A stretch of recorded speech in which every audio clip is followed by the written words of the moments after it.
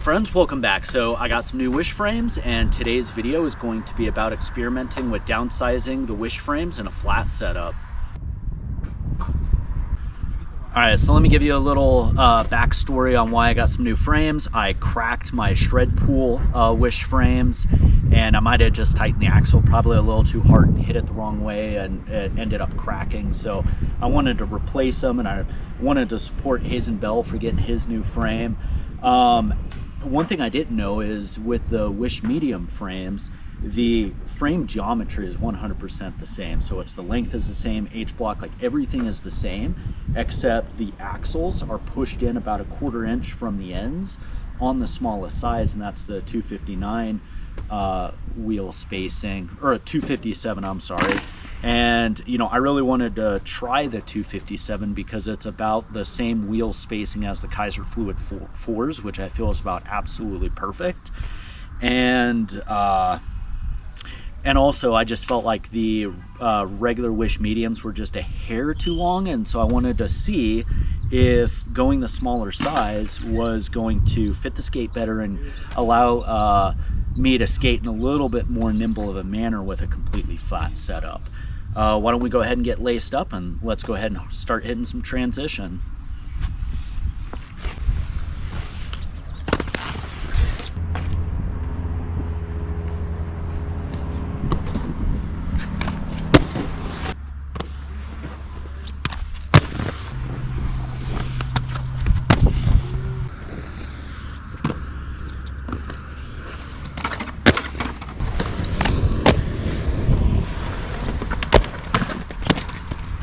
All right, yeah, so I just got done skating a bunch of transitions, and you know, right now it does feel a lot more nimble with turning and coming off of jumps. I'm not popping off my front toes as much, so it does feel like that about 1/2 inch overall is better suited.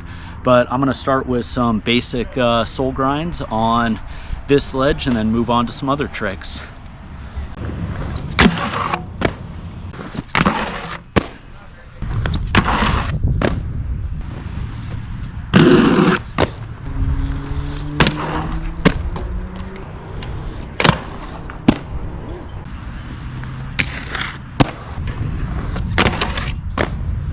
All right, so moving on to this bank to sea ledge, and usually what I do is pop up out of the quarter, come back, transfer into this ledge, and then out this side.